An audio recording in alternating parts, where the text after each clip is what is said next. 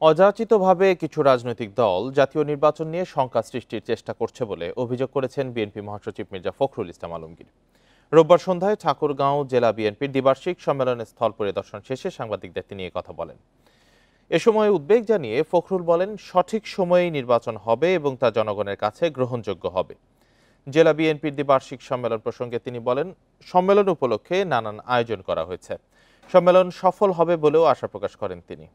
বিএনপির ভারপ্রাপ্ত চেয়ারম্যান তারেক রহমান প্রধান অতিথি হিসেবে সম্মেলনে ভার্চুয়ালি বক্তব্য রাখবেন বলেও জানান মির্জা ফখরুল। সম্মেলনের মধ্য দিয়ে নতুন দিগন্তের সূচনা হবে বলে আশাবাদ ব্যক্ত করেন বিএনপি মহাসচিব।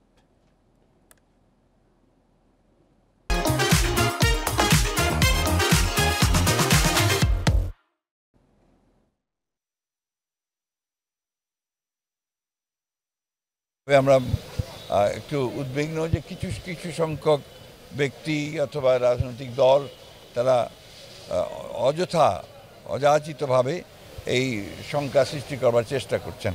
যথা সময়ে নির্বাচন অনুষ্ঠিত হবে এবং সেই নির্বাচন জনগণের কাছে গ্রহণযোগ্য হবে